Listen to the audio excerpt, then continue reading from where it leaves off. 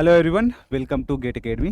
तो अभी हम लोग बात करने वाले हैं अल्टरनेटर के बारे में ही, जिसमें अल्टरनेटर मैं लूँगा बहुत सारे alternator, n number of alternator लूँगा, जिसको मैं एक इनफाइनाइट बस बार से कनेक्ट करना चाह रहा हूँ। ठीक है। सबसे पहले इनफाइनाइट बस बार क्या होता है, और वहाँ पे मैं बहुत से बात करूँगा कि एक्साइटेशन का रोल क्या होता है, ओवर एक्साइटेशन क्या होता है, अंडर एक्साइटेशन क्या होता है, नॉर्मल एक्साइटेशन क्या होता है, इन सब के बारे में बात करूँगा। और यहाँ से भी क्वेश्चंस बनते हैं। कैसे क्वेश्चंस बनते हैं देखिए, कब कोई अल्टरनेटर रिएक्टिव पावर को डिलीवर करता है, कब एब्जॉर्ब करता है, ओवर एक्साइटेशन का मतलब क्या होता है, अंडर एक्साइटेशन का मीनिंग क्या होता है, लेवल एक्साइटेशन का मीनिंग क्या है, हमको मशीन को ओवर एक्साइटेशन की नीड क्यों होती है, हमको मशीन को अंडर एक्साइटेशन की नीड क्यों होती है, हमको नॉर्मल एक्साइटेशन की ज़रूरत क्यों पड़ती है। तो उसको मज़ेदार तरीके से लॉजिकल वे में हम लोग समझेंगे। और इसी टॉपिक में मैं भी कर्व को और इन्वर्टेड भी कर्व को लिंक करूँगा अंडर लोडेड कंडीशन। ठीक है, चलो तो स्टार्ट करते हैं। तो सबसे पहले मेरे पास इनफाइनाइट बस बार का मतलब क्या होता है। इनफाइनाइट बस बार का मतलब एक ऐसा बस बार होता है, एक ऐसा कंडक्टर होता है जिसमें ना एन नंबर ऑफ जनरेटर सब कनेक्टेड हो, n number of synchronous generator या अल्टरनेटर्स कनेक्टेड होता है। मान लो मैं इसको इनफाइनाइट बस बार बोल दिया, लेट से मान लो मैंने इसको एक इनफाइनाइट बस बार बोल दिया इस तरीके से, तो इसमें बहुत से एन नंबर ऑफ अल्टरनेटर इससे कनेक्टेड रहेगा। इनफाइनाइट बस बार का खासियत ये है, मान लो इसमें देखो, यहाँ पे मैं लेता हूँ, चलिए एक अच्छे से इसको मैं बना देता हूँ यहाँ से। If it is infinite bus बार, तो ऐसे ही इसमें एन नंबर ऑफ अल्टरनेटर जो है कनेक्टेड होंगे। जब इसमें n number of alternator connected होंगे तो मज़ेदार चीज़ ये है ना कि यहाँ पे पहले बना देता हूँ मैं, फिर बात करता हूँ। ये हो गया, ये हो गया, ऐसे डेड अप टू मैं एन नंबर तक ले लेता हूँ। ठीक है, लेट से फर्स्ट अल्टरनेटर हो गया मेरा, सेकंड अल्टरनेटर, थर्ड अल्टरनेटर, और ये मेरे पास एन हो गया। ठीक है, and this is your infinite bus bar, this is infinite infinite bus bar, infinite bus bar, infinite bus बार है। इतना क्लियर हो गया बेटा। चलो, ये इस तरीके से इनफाइनाइट बस बार का मतलब जिसमें पूरा इंडिया के जितने भी जनरेटिंग पावर प्लांट है वो कनेक्टेड है, मान के चलो। अब जब इस बस बार में इतने सारे अल्टरनेटर्स कनेक्टेड है, तो बहुत सारे अल्टरनेटर जब पैरेलल में कनेक्ट होगा, इसका मतलब बहुत सारे सिंक्रोनस इंपेडेंसेस पैरेलल में कनेक्टेड होगा। तो जब हम n number of synchronous impedance को पैरेलल में कनेक्ट करते हैं, मान लो सबका सिंक्रोन, प्रत्येक अल्टरनेटर का जो सिंक्रोनस इंपेडेंस है जेड है, जेड को एन से हम डिवाइड करते हैं, तो ये जो है अप्रोक्सीमेटली इक्वल टू जीरो हो जाएगा। समझना मेरे बात को। अरे जेड इक्विवेलेंट की वैल्यू क्या होगा, मान लो मेरे पास एन नंबर ऑफ क्या है, एन नंबर ऑफ अल्टरनेटर है। इस फर्स्ट अल्टरनेटर का भी सिंक्रोनस इंपेडेंस जेड एस है, सेकेंड का भी जेड एस है, थर्ड का भी जेड एस है, इसका भी मैं ले लेता हूं जेड एन। तो ऐसे एन नंबर ऑफ अल्टरनेटर है और सबका synchronous impedance Z S Z S Z S है। तो पैरेलल में जब रेजिस्टेंस को आप कनेक्ट करते हो, एन नंबर ऑफ रेजिस्टेंस जब पैरेलल में कनेक्टेड होता है, तो इक्विवेलेंट रेजिस्टेंस जब आप निकालते हो तो उस रेजिस्टेंस डिवाइडेड बाय एन करते हो कि नहीं। तो वैसे जब n number of synchronous impedance है, अल्टरनेटर है, तो सबका सिंक्रोनस इंपेडेंस जेड एस होगा। तो इक्विवेलेंट निकालने के लिए जेड एस बाई एन करोगे तो N is the big number, N is the big number, N is the big number. तो Z equivalent approximately equal to zero ना। When Z equivalent approximately equals to 0, so we know that क्या रे बाबा, E will be equals to V plus IAZS. Is it clear? Is it clear? Is it clear or not? Clear ना? So when Z equivalent, that means this is your Z equivalent. Let's say if Z equivalent equals to approximately 0, so the drop across the armature current in the Z equivalent will be equals to 0. ठीक है, so this will be equals to 0. So E will be equals to what? V. So E will be equals to what? V. तो E का value V के बराबर होगा। इसका मतलब जब बहुत सारे अल्टरनेटर्स पैरेलल में कनेक्ट होते हैं, पैरेलल में कनेक्ट होते हैं, तो E जो होता है वो V के बराबर होता है। इसका मतलब किसी इनफाइनाइट बस बार का दो कैरेक्टरिस्टिक्स होता है। दो कैरेक्टरिस्टिक्स होता है। पहला कैरेक्टरिस्टिक्स ये कि उसका वोल्टेज जो होता है इनफाइनाइट बस बार का कांस्टेंट होता है, कांस्टेंट होता है। अब इसमें से एक अल्टरनेटर को आप कनेक्ट कर रहे हो, डिसकनेक्ट कर रहे हो, 10 अल्टरनेटर को जोड़ रहे हो, निकाल रहे हो, तो उसके वोल्टेज पे कोई फर्क नहीं पड़ता। If it is infinite bus बार तो उसका टर्मिनल वोल्टेज कांस्टेंट रहेगा। मजेदार चीज। तो पहला कैरेक्टरिस्टिक ये हो गया कि टर्मिनल वोल्टेज आपका कांस्टेंट रहेगा। दूसरी कैरेक्टरिस्टिक ये होता है कि जो आपके पास इनफाइनाइट बस बार होता है उसका फ्रीक्वेंसी भी कांस्टेंट होता है। तो terminal voltage and frequency constant होता है इनफाइनाइट बस बार का। ये बड़ा इंपॉर्टेंट चीज है, नोट करके रख दो। So there are two characteristics of infinite bus bar. First synchronous, यहाँ पे मैं बात करूँ इनफाइनाइट बस बार का, तो वोल्टेज कांस्टेंट होता है और फ्रीक्वेंसी कांस्टेंट होता है। फ्रीक्वेंसी कांस्टेंट होता है, उसका रीजन अभी नहीं बताऊंगा, एक्सीलरेशन क्या होता है, ये क्या होता है, वो क्या होता है, अभी बात नहीं करूंगा, ठीक है। तो this is just there are two characteristics of infinite bus bar. Just पहला आपका ये है कि वोल्टेज कांस्टेंट होता है और फ्रीक्वेंसी कांस्टेंट होता है। ओके, ये दो चीजें आप लोग जानिए, उसी को हम इनफाइनाइट बस बार बोलेंगे। चलो, यहां तक आपको समझ में आ गया। अब हमको ये समझना है कि ओवर एक्साइटेशन का मतलब क्या है। कोई अल्टरनेटर को आप ओवर एक्साइट कर रहे हो तो उसका मतलब क्या होता है। तो सबसे पहला हम लोग यहाँ पे नोट कर लेते हैं, first over excitation, first over excitation, over excitation, ठीक है।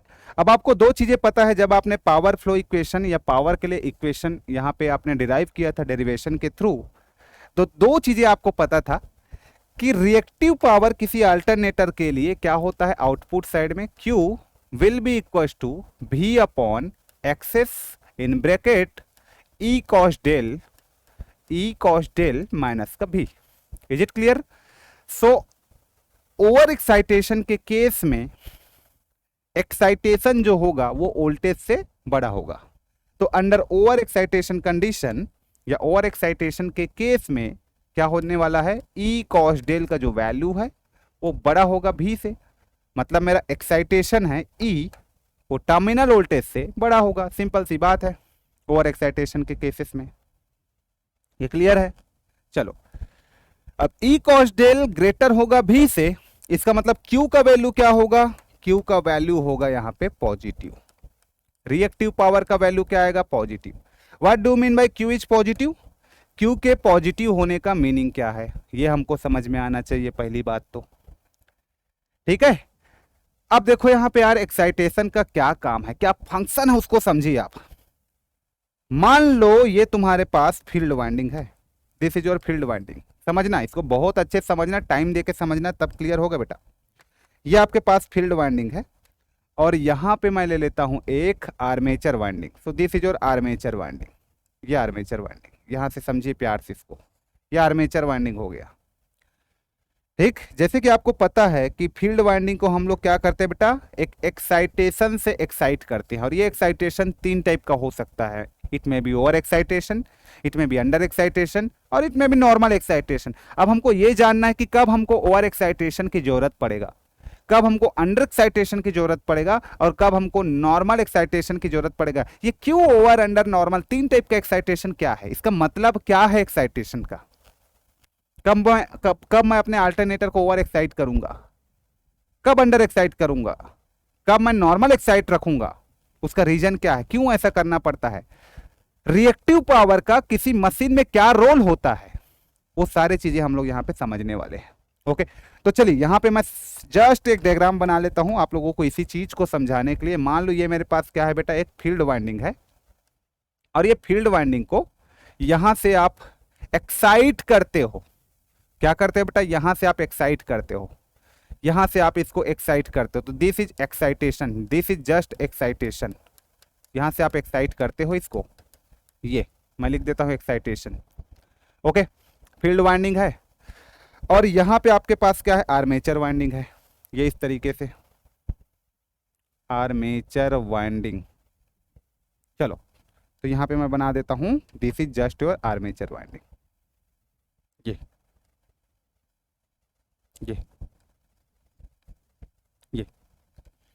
अब लेट अस कंसीडर कि आपने जो भी मशीन कंसीडर किया है ये आपका जनरेटर है।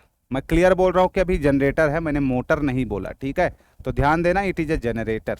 ये जनरेटर है ना, इसके इसी के अकॉर्डिंग मैं बात करूंगा। मोटर के केसेस में कुछ चीजें चेंज होगा, ठीक है। ये जनरेटर है, और ये जो जनरेटर है इलेक्ट्रिसिटी जनरेट कर रहा है, तो लेट से ये लोड से मैंने इसको कनेक्ट कर दिया, तो this is nothing but load, ठीक है। अब ये एक्चुअली में लोड पे ही डिपेंड करता है आपका एक्साइटेशन। कैसे सर, बताता हूं मैं, देखना। ये लोड है आपका।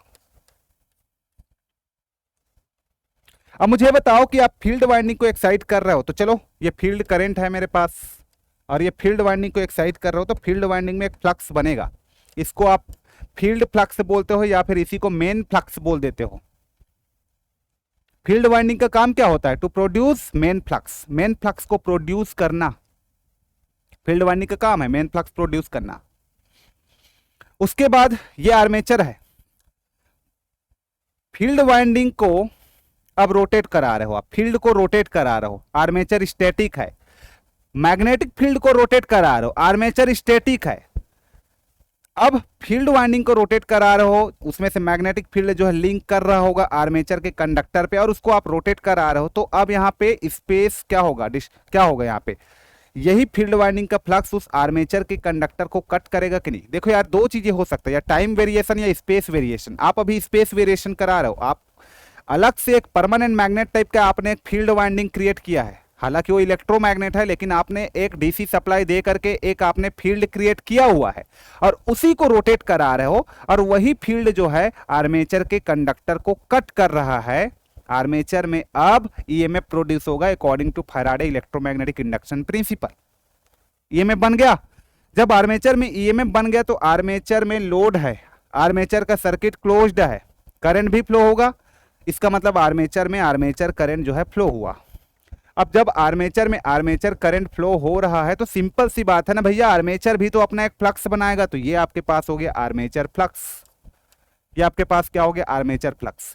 अब आपके सिंक्रोनस जनरेटर में दो फ्लक्स है बेटा, एक मेन फ्लक्स है जिसको आप फील्ड फ्लक्स बोले हो, चलो मैं इसको मेन फ्लक्स लिख देता हूं। एक मेन फ्लक्स है आपके पास ये वाला, और ये आपके पास आर्मेचर फ्लक्स है। अब दोनों के बीच में क्या होगा, मेन फ्लक्स और आर्मेचर फ्लक्स के बीच में इंटरेक्शन होगा, तो दोनों का एक रिजल्टेंट फ्लक्स बनेगा। चलो यहां पे मैं बोल देता हूं रिजल्टेंट फ्लक्स, इन दोनों में एक रिजल्टेंट फ्लक्स बना। अब ये जो रिजल्टेंट फ्लक्स है, ध्यान देना, ये जो रिजल्टेंट फ्लक्स है वो φm प्लस माइनस φa होने वाला है।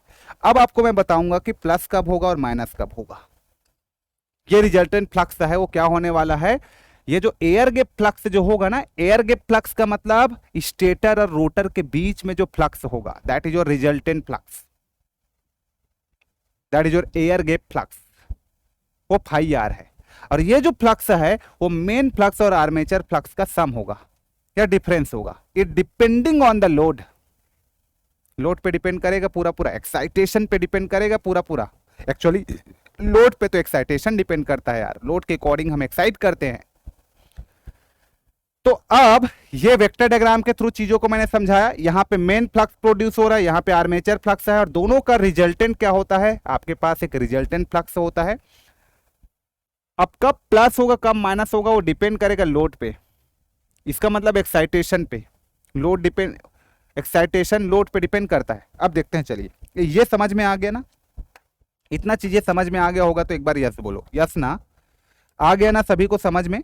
चलिए अंडरस्टैंडिंग यहां तक सभी का एकदम क्लियर है, यहां तक सब लोग ने समझ लिया, चलो वेरी गुड बेटा। अब इसको देखो, मैं बताना चाह रहा हूं फिर से मैं यहां पे एक कंस्ट्रक्शनल डायग्राम आप लोगों के लिए ले रहा हूं। लेट अस कंसीडर कि यहां पे मेरे पास जो सिंक्रोनस जनरेटर है इस तरीके का, बड़ा ध्यान से देखना बेटा, ये बहुत इंपॉर्टेंट चीज है। ये इस तरीके का, ये एयर गैप फ्लक्स के बारे में मैं आपको डिटेल देना चाह रहा हूं, ठीक है। चलो देखना बेटा, ये हो गया, ये हो गया, और यहां से हमने बना दिया आपका फील्ड वाइंडिंग। तो इसको मैं कंस्ट्रक्शनल डायग्राम के थ्रू भी दिखाऊंगा आपको, एकदम क्लियर दिखाऊंगा क्या होता है यहाँ पे। ये इसको आपने एक्साइट कर दिया, यहाँ से ये फील्ड करंट आपने दिया, एक्साइट हो गया, इन्होंने ये मेन फ्लक्स बनाया। अब इसको आप घुमा रहे हो प्राइम मूवर के through, let us consider it is a generator, आपने इसको प्राइम मूवर के थ्रू रोटेट कराया। अब एक परमानेंट मैग्नेट टाइप का है, एक इलेक्ट्रोमैग्नेट है मान के चलो ये फील्ड वाइंडिंग, इसको आपने घुमा दिया, रोटेट करा दिया, तो अब मैग्नेटिक फील्ड जो है घूम रहा है तो ये किसी न किसी कंडक्टर को तो कट कर रहा है ना। किसको कट कर रहा है बताइए? ये आर्मेचर के कंडक्टर को यहाँ पे देखो कट कर रहा है, आर्मेचर के कंडक्टर को कट कर रहा है। तो आर्मेचर में भी क्या होगा? एक ईएमएफ बनेगा फैराडे लॉ के अकॉर्डिंग, और जब ईएमएफ बनेगा तो उसमें भी एक करंट फ्लो होगा, आर्मेचर करंट, और जब उसमें भी आर्मेचर करंट फ्लो होगा तो आर्मेचर कुल मिला के ये क्या करने लगेगा? आर्मेचर फ्लक्स जो है बनाने लगेगा। अब दो फ्लक्स है, एक मेन फ्लक्स, आर्मेचर फ्लक्स, दोनों के कारण एक रिजल्टेंट फ्लक्स आएगा ना बेटा। यहाँ पे इन दोनों के कारण एक रिजल्टेंट फ्लक्स आएगा। इसी रिजल्टेंट फ्लक्स को मैंने क्या बोला? यहाँ पे फाई आर बोला है। This is resultant flux. अब रिक्वायरमेंट क्या होता है किसी भी मशीन का, पता है आपको? बता दें? चलो बताते हैं। तो किसी भी मशीन का रिक्वायरमेंट क्या होता है? To maintain the air gap flux constant. हमेशा एयर गैप फ्लक्स कांस्टेंट होना चाहिए। या फिर रिएक्टिव पावर का रोल क्या होता है किसी भी मशीन में? The role of reactive power in any machine is to maintain the air gap flux is constant. लिखो यहां पे रिएक्टिव पावर का रोल क्या है, मैं यहां पे बताता हूं आपको, छोटा सा नोट कर देता हूं। चलो, रोल ऑफ रिएक्टिव पावर, किसी भी मशीन में रिएक्टिव पावर का रोल क्या है? Role of reactive power. अब इसको बहुत अच्छे से समझना आप लोग। रोल ऑफ रिएक्टिव पावर, बहुत लोगों को हवा नहीं लगता है चीज। रोल ऑफ रिएक्टिव पावर की मैं बात कर रहा हूं तो क्या रोल होता है? To maintain the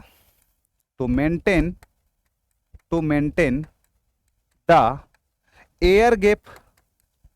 the role of reactive power is to maintain the air gap flux.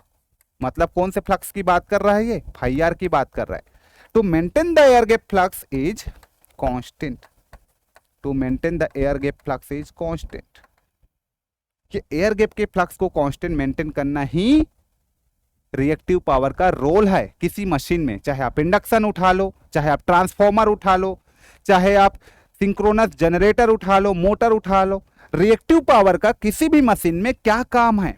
तो एयर गैप फ्लक्स को कांस्टेंट मेंटेन करना, यही काम है बेटा रिएक्टिव पावर का। तो चलिए करवाते हैं कांस्टेंट मेंटेन। अब कैसे होता है देखते हैं। मान लो मेरे को रिएक्टिव यहाँ पे मेरे पास जो एयर गैप फ्लक्स है, रिजल्टेंट फ्लक्स है, लेट से समझना इस बात को बेटा, बहुत ही गंभीर वाली बात है ये, थोड़ा है ना स्पेशल, एकदम आपको अटेंशन थोड़ा रखना पड़ेगा। ठीक है, सपोज मुझे ना रिजल्टेंट फ्लक्स चाहिए, मुझे यहाँ पे, चलो पेज ही चेंज कर देता हूं मैं थोड़ा सा। मुझे मान लो जो रिजल्टेंट फ्लक्स है, जो मेरा रिक्वायरमेंट है, रिजल्टेंट फ्लक्स का जो एयर गैप फ्लक्स का जो मेरा रिक्वायरमेंट है, लेट से मैं एक एग्जांपल ले रहा हूं। सपोज मेरा रिक्वायरमेंट 10 मिली वेबर का है। बात समझे आप लोग? रिजल्टेंट फ्लक्स का रिक्वायरमेंट मेरे लिए कितना है? लेट से मुझे 10 मिली वेबर का रिक्वायरमेंट है। ठीक है, 10 मिली वेबर का रिक्वायरमेंट है, 10 मिली वेबर का रिक्वायरमेंट है। ठीक है, अब यहां पे 3 केसेस हो सकता है। ओवर एक्साइटेशन, ओवर एक्साइटेशन, समझना बेटा तीनों चीजों को। ओवर एक्साइटेशन, सेकेंड यहां पे हो सकता है नॉर्मल एक्साइटेशन, नॉर्मल एक्साइटेशन। अब एक्साइटेशन को मैं कम कर देता हूं। थर्ड आपके पास है मान लो अंडर एक्साइटेशन। थर्ड आपके पास क्या है बेटा? Under excitation. ठीक है, चलो रिक्वायरमेंट मेरा क्या है कि हर केस में, चाहे आपका एक्साइटेशन कुछ भी हो, चाहे आपका एक्साइटेशन ओवर हो, नॉर्मल हो, अंडर हो, एवरी केस में मुझे ना रिजल्टेंट फ्लक्स जो है या एयर गैप का फ्लक्स 10 मिली वेबर ही चाहिए, मुझे कांस्टेंट चाहिए। ओवर एक्साइटेशन का मतलब क्या होता है? ओवर एक्साइट मैंने कर दिया है, तो ओवर एक्साइट करने से मेरे पास ना मेन फ्लक्स जो है वो 15 मिली वेबर सपोज है, ज्यादा है, रिजल्टेंट से ज्यादा है। नॉर्मल एक्साइटेशन के केस में मेन फ्लक्स का जो वैल्यू है वो 10 मिली वेबर है, और अंडर एक्साइटेशन के केस में सपोज मेन फ्लक्स जो है बहुत ही कम है, 5 मिली वेबर है, 5 मिली वेबर है। तो अब मुझे बताइए यहां पे बच्चा, ये मेरे पास हो जाएगा रिजल्टेंट, और यहां पे मैं लिखूंगा 5m plus minus 5a। Resultant flux मुझे 10 चाहिए, ठीक है बेटा, और 5m का वैल्यू मेरे पास 15 है। तो बताइए 5a का वैल्यू मैं इसमें प्लस लिखूं कि माइनस लिखूं? माइनस लिखूंगा। कितना का बेटा? माइनस का 5। तभी तो लेफ्ट हैंड साइड में 10 और राइट हैंड साइड में 10 आएगा। Very good sir. मेरा रिक्वायरमेंट कितना है बेटा? 10 है, 10, और मैं कितना फ्लक्स प्रोड्यूस कर चुका हूं, मैं कर चुका हूं 15 मिलीवेबर। कितना का रिक्वायरमेंट है 10, तो ये 5 मिलीवेबर कहां से आएगा, आर्मेचर से आएगा 5 मिलीवेबर। और ये आर्मेचर का फ्लक्स आ करके मेन फ्लक्स को कम करने का कोशिश करेगा, क्योंकि सर हमको 15 मेन फ्लक्स की वैल्यू 15 नहीं चाहिए, हमको कितना रिक्वायरमेंट है, 10 मिलीवेबर का रिक्वायरमेंट है। 5 मिलीवेबर का ज्यादा हो रहा है, तो उसको डीमैग्नेटाइज कौन करेगा, आर्मेचर का फ्लक्स करेगा, आर्मेचर का फ्लक्स करेगा। तो ये 15 मिलीवेबर था, 5 मिलीवेबर आर्मेचर के फ्लक्स ने इसको डीमैग्नेटाइज कर दिया, तो अब बन गया ये भी 10। इसका मतलब रिजल्टेंट फ्लक्स में लेफ्ट हैंड साइड और right hand side 10 equal to 10 हो गया। तो यहां पे माइनस साइन आपके पास आया, उसी को हम लोग क्या बोलते हैं बेटा, आर्मेचर रिएक्शन में जब दो फ्लक्स आपस में सब्ट्रैक्ट होते हैं तो उसको डीमैग्नेटाइजेशन बोलते हैं, डीमैग्नेटाइजेशन। तो अब लॉजिक आपको समझ में आ गया। क्या होता है कि हम लोग के पास ओवर एक्साइटेशन है, इसका मतलब हमने बहुत ज्यादा फ्लक्स प्रोड्यूस कर लिया है, हमको जितना रिक्वायरमेंट है उतना यहां पे रखेंगे, बाकी को डीमैग्नेटाइज करा देंगे, बाकी को आर्मेचर के साथ डीमैग्नेटाइज करा देंगे। तो ओवर एक्साइटेशन में हमारे पास जो होता है रिजल्टेंट फ्लक्स जो होता है वो ज्यादा होता है, तो हम क्या करा देते हैं, उसको कांस्टेंट मेंटेन करने के लिए डीमैग्नेटाइज करा देते थे। इसलिए हम अपने रिएक्टिव पावर को ओवर एक्साइटेशन के केस में दे देते हैं, अपने रिएक्टिव पावर को लोड को दे देते हैं। यदि हमारे पास जनरेटर है और हम उसको ओवर एक्साइट कर रहे हैं, तो ऑलरेडी हमारे पास फ्लक्स बहुत ज्यादा है, हमको फ्लक्स की नीड नहीं, हमको तो कम करना है, तो इसलिए हम रिएक्टिव पावर को डिलीवर कर देते हैं। भाई तू ले ले, मेरे पास एक्स्ट्रा है, और कोई कहानी नहीं है बेटा, बड़ा सिंपल है। इतना बेहतरीन आप लोगों को चीजें समझ में आया होगा। तो ओवर एक्साइटेशन का मतलब ये होता है हमने एक्साइट करते करते बहुत ज्यादा एक्साइट कर दिया, तो जितना रिक्वायरमेंट फ्लक्स था उससे ज्यादा फ्लक्स हमने यहाँ पे प्रोड्यूस कर लिया है, तो जो एक्स्ट्रा फ्लक्स हमारे पास हो जा रहा है रिक्वायरमेंट से ज्यादा, उसको हम डीमैग्नेटाइज कर रहे हैं, उसको हम रिएक्टिव पावर को लोड को दे रहे हैं। तो वही रिएक्टिव पावर जो एक्स्ट्रा हम लोड को दे रहे हैं ना, वही एक्स्ट्रा फ्लक्स है, तभी हम एक्स्ट्रा हो जाने के कारण हम उसको डिलीवर कर रहे हैं। तो रिएक्टिव पावर का रोल क्या हुआ, the role of reactive power is to maintain the air gap flux constant, air gap flux को कांस्टेंट मेंटेन करना। हमारे पास मान लो एयर गैप का फ्लक्स ज्यादा है, तो हम रिएक्टिव पावर को डिलीवर कर देते हैं। हमारे पास मान लो एयर गैप का फ्लक्स कम है, तो हम दूसरे से रिएक्टिव पावर को ले लेंगे।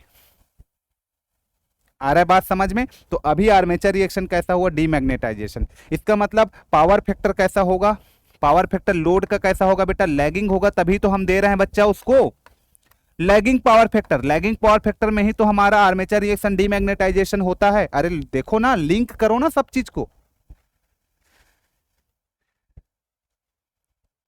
बस अब आपको क्या क्वेश्चन पूछेगा पता है, ओवर एक्साइटेशन के केस में, ओवर एक्साइटेशन का मतलब क्या होता है, ई कॉस डेल का जो वैल्यू है वो ग्रेटर होगा बी से, तो क्यू यहाँ पे क्या आने वाला है, पॉजिटिव आने वाला है, यही ओवर एक्साइटेशन है। ओवर एक्साइट कर दिए हैं तो इसलिए मेन फ्लक्स से ज्यादा बन गया है। हमको तो 10 रखना है सर, अभी एग्जांपल लिया हूं मैं, हमको तो सर 10 रखना है, तो 5 मिलीवेबर को कहां करेंगे सर, 5 मिलीवेबर को दूसरे को दे दो या फिर आर्मेचर से माइनस करा दो, तो इसलिए हमने रिएक्टिव पावर को निकाल दिया, डिलीवर कर दिया। तो रिएक्टिव पावर का डिलीवर करना मतलब क्या होता है, इसका मतलब हम लोग यहाँ पे फ्लक्स को माइनस किए, 15 में 5 माइनस किए, मतलब यहाँ पे आर्मेचर रिएक्शन क्या हुआ, डीमैग्नेटाइजेशन। मतलब फील्ड वाइंडिंग और आर्मेचर वाइंडिंग के बीच में डीमैग्नेटाइजेशन हुआ।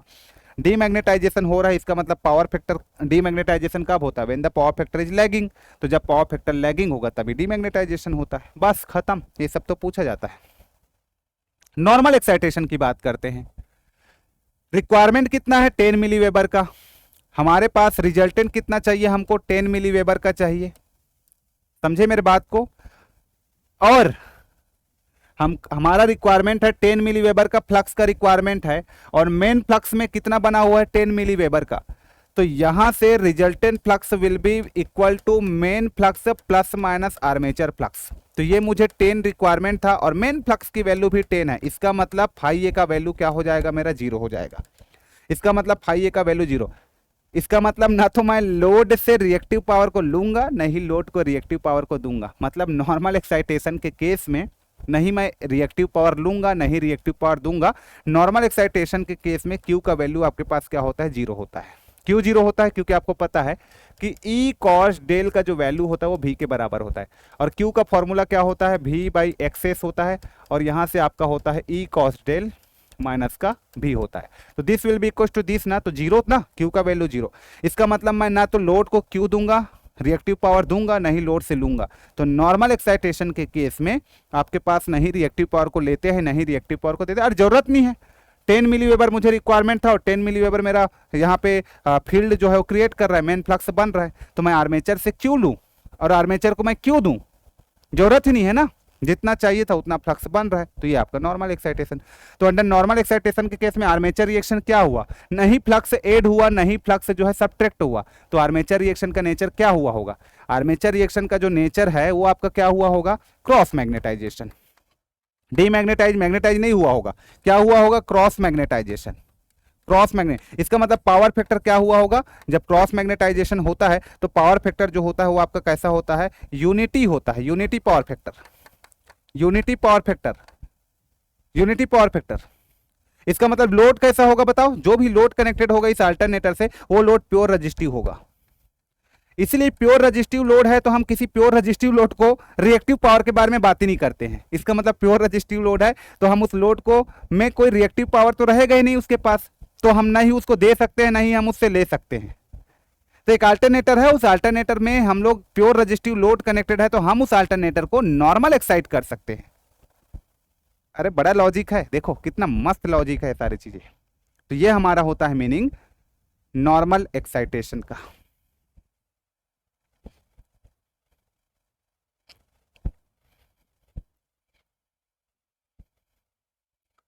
क्लियर हो गया? अब आता है अंडर एक्साइटेशन की बात। अंडर एक्साइटेशन में क्या हो जाता है, ई कॉस डेल का जो वैल्यू होता है वो लेस देन हो जाता है भी से। इसका मतलब क्यू आपके पास क्या हो जाएगा, नेगेटिव। ये मेन फॉर्मूला यही है, Q negative. When E cos del जो है वो छोटा होगा भी से तो भी बड़ा हो जाएगा, है ना, भी बड़ा होगा ई कॉस डेल से तो क्यू नेगेटिव आएगा। अब मेन फ्लक्स की वैल्यू कितना है, 10 मिली वेबर, और मेरे पास जो रिजल्टेंट फ्लक्स जो है उसका रिक्वायरमेंट मुझे कितना है, 10 मिली वेबर। तो रिजल्टेंट फ्लक्स विल बी होता है यहाँ पे main flux plus armature flux. Resultant flux मुझे कितना चाहिए, 10 मिली वेबर। मेन फ्लक्स मेरे पास कितना है, 5। तो इसको 10 बनाने के लिए मैं क्या करूंगा, प्लस करूंगा, और आर्मेचर फ्लक्स मुझे 5 कहीं से ला करके या प्रोड्यूस करके जोड़ना पड़ेगा। तो अब मेरे पास हो गया 10 will be equal to 10। Armature का फ्लक्स मुझे 5 इसमें जोड़ना पड़ा, तो अब आर्मेचर का फ्लक्स जो है मेन फ्लक्स में ऐड हो रहा है। इसका मतलब क्या हुआ, अब रिएक्टिव पावर मैं लेऊंगा, मुझे अब रिएक्टिव पावर की जरूरत पड़ेगा, क्योंकि मुझे यहाँ पे रिएक्टिव पावर लेना पड़ेगा टू प्रोड्यूस एक्स्ट्रा फ्लक्स, ताकि मेरे पास अभी मेन फ्लक्स से तो कम है। तो मैं आर्मेचर के फ्लक्स को बोलूंगा भाई आ जा तू मेरे से जुड़ जा, तो ये जुड़ गया। क्यों जुड़ेगा, क्योंकि ये दोनों मिल करके इस 10 मिली वेबर के फ्लक्स को कांस्टेंट मेंटेन करना। तो इसलिए उस एयर गैप के फ्लक्स को कांस्टेंट मेंटेन करने के लिए मैंने लोड से रिएक्टिव पावर को ले लिया, मैंने लोड से रिएक्टिव पावर को ले लिया। तो अब मैंने प्लस यूज किया बेटा, यहाँ पे प्लस साइन, तो प्लस साइन यहाँ पे यूज किया, यहाँ पे प्लस साइन मैंने यूज किया। तो इसका मतलब क्या होता है, आर्मेचर रिएक्शन कैसा हो गया होगा, armature reaction magnetisation. Armature reaction कैसा हो गया होगा यहाँ पे, मैग्नेटाइजेशन। इसका मतलब पावर फैक्टर यहाँ पे क्या होने वाला है, इसका मतलब पावर फैक्टर जो होने वाला है जब ये आर्मेचर रिएक्शन मैग्नेटाइजेशन हो रहा है तो पावर फैक्टर क्या होगा, जीरो पावर फैक्टर। या मैग्नेटाइजेशन है तो जीरो पावर फैक्टर यहाँ पे आपका क्या होने वाला है, लीडिंग। इसका मतलब अल्टरनेटर में लोड के साथ क्या कनेक्टेड हो, कैसा लोड होगा, एक कैपेसिटिव लोड होगा, तभी मैं उससे रिएक्टिव पावर को ले पा रहा हूँ, तभी वो डिलीवर कर पा रहा है। तो अभी अल्टरनेटर रिएक्टिव पावर को डिलीवर कर रहा था, यहाँ से एब्जॉर्ब किया, यहाँ पे नाइदर डिलीवर नाइदर एब्जॉर्ब। यहाँ से Q का वैल्यू आपके पास क्या था, जीरो था, यहाँ पे Q का वैल्यू आपके पास पॉजिटिव था, तो मैं यहाँ पे Q को डिलीवर कर रहा था, डिलीवर, ठीक है। और यहाँ पे Q का वैल्यू क्या हो गया, नेगेटिव हो गया। मतलब मैं रिएक्टिव पावर को ले रहा हूँ, एब्जॉर्ब कर रहा हूँ। कहाँ से ले रहा हूँ, लोड से ले रहा हूँ। ये किसको दे रहा है, लोड को डिलीवर कर रहा है। ये नाइदर डिलीवर नाइदर एब्जॉर्ब, ये नाइदर डिलीवर नाइदर एब्जॉर्ब, नहीं ले रहा है नहीं दे रहा है। लिख लो अच्छे से, नाइदर डिलीवर नाइदर एब्जॉर्ब, तो ये एक रोल होता है एक्साइटेशन का, ये एक रोल होता है एक्साइटेशन का। तो ये सारा चीजें क्वेश्चंस आपको पूछा जाता है। अब आपको थोड़ा क्लियर हो गया होगा ओवर एक्साइटेशन का मतलब क्या होता है। मान लो मैंने अपने अल्टरनेटर को ओवर एक्साइट कर दिया है, मुझे ना मान लो लैगिंग लोड है तो ओवर एक्साइट करना पड़ेगा। क्यों करना पड़ेगा? क्योंकि लैगिंग लोड है अल्टरनेटर के साथ, तो ना आर्मेचर का जो फ्लक्स है वो मेन फ्लक्स को कम कर देगा। तो कम कर देगा करके मुझे पता है कि आर्मेचर रिएक्शन यहां पे डीमैग्नेटाइज होने वाला है, तो इसलिए मैं उसको ओवर एक्साइट करके रखता हूं ताकि एयर गैप फ्लक्स मेरे पास कांस्टेंट बना रहे। आ रहा है बात समझ में? और नॉर्मल एक्साइटेशन है तो मुझे पता है यदि मेरा लोड जो है रजिस्टिव है, अब रजिस्टिव है तो नहीं मैं लोड से रिएक्टिव पावर ले सकता हूं ना दे सकता हूं। इसका मतलब मैंने नॉर्मल एक्साइट कर दिया उसको, एयर गैप फ्लक्स कांस्टेंट ही रहेगा, ना मैं रिएक्टिव पावर लूंगा ना दूंगा, constant air gap flux constant ही रहेगा। और अंडर एक्साइटेशन है तो अंडर एक्साइटेशन का मतलब मुझे यह है कि यदि मेरा लोड जो है कैपेसिटिव लोड है तो मैं वहां से रिएक्टिव पावर को ले सकता हूं। और जब वहां से रिएक्टिव पावर को ले सकता हूं तो लेकर के आर्मेचर रिएक्शन का नेचर फिर कैसा होगा? व्हेन द लोड इज वहां पे जीरो पावर फैक्टर लीडिंग होगा तो आर्मेचर रिएक्शन जो है मैग्नेटाइज होगा। तो मुझे पता है दोनों फ्लक्स जो है जुड़ने वाला है, मेन फ्लक्स और आर्मेचर फ्लक्स। और जब दोनों फ्लक्स ऐड होकर के कांस्टेंट फ्लक्स जो होता है मेरा रिजल्टेंट फ्लक्स होता है उसके बराबर हो जाएगा। तो मैं काहे ज्यादा एक्साइट करूं? तो मैं ज्यादा एक्साइट नहीं करूंगा। तो इस तरीके से मैं लोड के हिसाब से अपने अल्टरनेटर को कब ओवर एक्साइट करूंगा, कब अंडर एक्साइट करूंगा, कब मैं नॉर्मल एक्साइट करूंगा, मुझे पता चल जाता है। लोड के हिसाब से मुझे पता चल जाता है यदि अल्टरनेटर है तो। मजेदार चीज। तो उसी लोड के अकॉर्डिंग ही ना मैं एक्साइटेशन को मैं अपने रखता हूं। तो अब आपको समझ में आ गया होगा ओवर एक्साइटेशन का मतलब क्या है। लोड लैगिंग लोड है, डीमैग्नेटाइजेशन होगा फ्लक्स का, फ्लक्स में कमी आ रहा है तो उसको फुलफिल करने के लिए मैंने ओवर एक्साइट कर दिया, ज्यादा फ्लक्स बना दिया इसमें मेन फ्लक्स को, तो कम भी होगा तो कांस्टेंट रहेगा ये। और कब मैं लोड से रिएक्टिव पावर को लूंगा, कब लोड को रिएक्टिव पावर दूंगा, वो एक्साइटेशन पे ही डिपेंड कर रहा है। फिर ओवर एक्साइटेशन है तो मैं दे दूंगा, अंडर एक्साइटेशन है तो मैं ले लूंगा, नॉर्मल एक्साइटेशन है तो ना तो दूंगा ना तो लूंगा। मेरे पास उतना ही है जितना मुझे रिक्वायरमेंट है। बस ये छोटे छोटे क्वेश्चंस आपके बनते रहते हैं, इन सारे क्वेश्चंस को आप लोग अच्छे से नोट डाउन करिए, ठीक है। तो आप पूछा जाता है जनरेटर के केसेस में क्वेश्चन कैसे बनते हैं। देखो अब प्रश्न कैसे बनते हैं इसमें आ जाओ। मान लो आप जनरेटर की बात कर रहे हो, यहाँ पे जनरेटर की आप बात कर रहे हो इस तरीके से। अब जनरेटर की आप बात कर रहे हो तो मान लो मैंने आपको बोल दिया कि ओवर एक्साइटेशन के केस में आर्मेचर रिएक्शन कैसा होगा, तो आपको बोलोगे डीमैग्नेटाइजेशन। क्यों डीमैग्नेटाइजेशन? क्योंकि ओवर एक्साइटेशन में मेरा फाई बहुत ज्यादा है, इसको कम करना है। कम क्यों करना है? क्योंकि मुझे एयर गैप में 10 मेंटेन करना है, ये बोला गया है मुझे 10 मेंटेन करना है। तो आर्मेचर रिएक्शन क्या होगा? 15 को 10 बनाएगा, मतलब कम हो रहा है ना, कम मतलब माइनस होगा। माइनस का मतलब यहाँ पे क्या होता है? माइनस का मतलब होता है यहाँ पे demagnetisation of armature reaction. Okay, similarly अब क्वेश्चन क्या पूछेगा आपको कि भैया कोई अल्टरनेटर है आपका, वो ओवर एक्साइटेड है, तो आर्मेचर रिएक्शन का नेचर कैसा होगा? डीमैग्नेटाइजेशन। लोड का नेचर कैसा होगा? लैगिंग। रिएक्टिव पावर वो डिलीवर करेगा कि एब्जॉर्ब करेगा? तो डिलीवर करेगा। ये सारे क्वेश्चंस बनते हैं। देखो अभी सब एमसीक्यू के फॉर्म में मैंने बता दिया। नॉर्मल एक्साइटेशन है तो नॉर्मल एक्साइटेशन में आर्मेचर रिएक्शन कैसा होगा? तो क्रॉस मैग्नेटाइजेशन होगा। पावर फैक्टर कैसा होगा मशीन का? Unity power factor. लोड कैसा होगा? रजिस्टिव। लोड कैसा होगा? Pure resistive. यही सब पूछा जाएगा। रिएक्टिव पावर लेगा कि देगा? नहीं, नहीं लेगा नहीं देगा। ये देखो जरूरत ही नहीं है हमको। और अंडर एक्साइटेशन के केस में क्या होता है? अंडर एक्साइटेशन के केस में मेन फ्लक्स की वैल्यू कम है तो आर्मेचर फ्लक्स उसको आकर के जोड़ेगा, ऐड होगा उसमें, to maintain the air gap flux constant. इसका मतलब यहाँ पे आर्मेचर रिएक्शन मैग्नेटाइजेशन हो रहा है, दोनों फ्लक्स जुड़ रहे हैं, मतलब मैग्नेटाइजेशन होना। मैग्नेटाइजेशन का मतलब क्या है? मेन फ्लक्स में आर्मेचर फ्लक्स का जुड़ जाना, मैग्नेटाइजेशन। यदि मैग्नेटाइजेशन होता है तो आर्मेचर रिएक्शन मैग्नेटाइजेशन होता है तो पावर फैक्टर कैसा होता है? लीडिंग पावर फैक्टर, तभी मैग्नेटाइजेशन होता है। जीरो पावर फैक्टर लीडिंग बोल देते हो आप, है ना। तो यहाँ पे पावर को हम लोग क्या कर रहे हैं? एब्जॉर्ब कर रहे हैं, रिएक्टिव पावर को। यहाँ पे रिएक्टिव पावर को डिलीवर, यहाँ पे रिएक्टिव पावर को नहीं डिलीवर नहीं एब्जॉर्ब। तो ये सारे क्वेश्चंस हैं, काइंडली आप सभी लोग इसको अच्छे से नोट डाउन करिए। इतना क्लियर हो गया? चलो, तो ये बहुत बेसिक था, फंडामेंटल था। तो ये सब मैं बात कर रहा था एक्साइटेशन के बारे में। तो कुल मिला के मेरा रिएक्टिव पावर का काम क्या है, यहाँ पे पॉजिटिव हो गया, यहाँ पे एक रिएक्टिव पावर आपका 0 हो गया, यहाँ पे रिएक्टिव पावर आपके पास नेगेटिव हो गया। किसी भी मशीन में रिएक्टिव पावर का रोल क्या होता है, to maintain the air gap flux constant. अब रिएक्टिव पावर किसी भी जनरेटर से लोड की ओर कब जाता है और लोड से जनरेटर की ओर कब आता है? तो लोड की ओर कब जाएगा, जब मेरे पास मेन फ्लक्स ज्यादा हो जाएगा, तो मतलब एक्साइटेशन मेरा ज्यादा हो जाएगा, तभी मेरा जो रिएक्टिव पावर हो चला जाएगा, बेचारा चुपचाप निकल जाएगा, लोड की ओर चला जाएगा, डिलीवर कर देगा। और जब मेरे पास फ्लक्स की कमी है तो वो खुद लोड से जनरेटर की ओर आएगा। तो कुल मिला के रिएक्टिव पावर का डिलीवरी करना है, एब्जॉर्बिंग करना है, किस पे डिपेंड कर रहा है, एक्साइटेशन। ओवर एक्साइटेड है तो भाई डिलीवर कर देगा, अंडर एक्साइटेड है तो रिएक्टिव पावर को एब्जॉर्ब कर लेगा। That's it. तो इतना लॉजिक है, बस इतना लॉजिक आप लोग समझिए। तो कुल मिलाकर रिएक्टिव पावर ही किसी भी मशीन में आता है और मशीन से चला जाता है।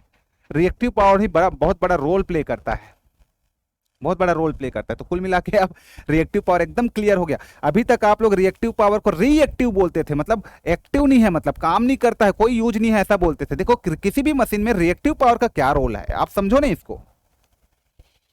रिएक्टिव पावर ही किसी भी मशीन का एयर गैप के फ्लक्स को ही कांस्टेंट मेंटेन कर रहा है। तो समझिए आप लोग किसी भी मशीन में रिएक्टिव पावर का रोल। आप लोग को क्या लगता था कि केवल एक्टिव पावर ही यूजफुल है, उसी को यूजफुल पावर बोल देते थे? मशीन में क्या रोल है रिएक्टिव पावर का, आप खुद इसको समझिए एक बार अच्छे से। आ रहा है बात समझ में? तो यही रोल होता है बेटा, रिएक्टिव पावर का बहुत बड़ा रोल है।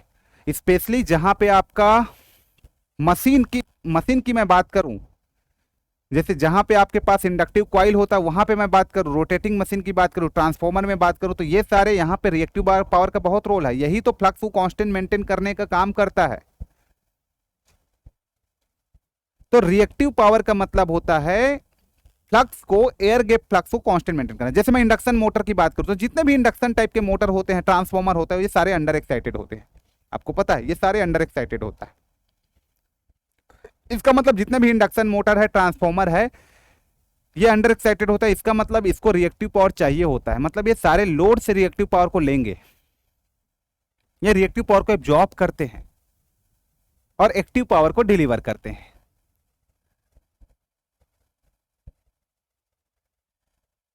तो रिएक्टिव पावर का क्या रोल हुआ, एक लाइन में मैं बोलना चाहूं, the role of reactive power is to maintain the air gap flux constant. बस ओके। तो ये तो हो गया रिएक्टिव पावर का रोल, ठीक है। और आपको समझ में भी आ गया होगा कि ओवर एक्साइटेशन, अंडर एक्साइटेशन और नॉर्मल एक्साइटेशन में क्या होता है और क्या हुआ यहाँ पे, ठीक है। तो चलिए हम लोग मिलते हैं नेक्स्ट क्लास में। इस क्लास में हम लोग इतना ही करते हैं, फिर मैं बात करूंगा, एक लेक्चर आप लोगों का और लेने वाला हूँ, वहां पे और कुछ बातें करूंगा मैं आप लोगों से। Till then take care, thank you so much.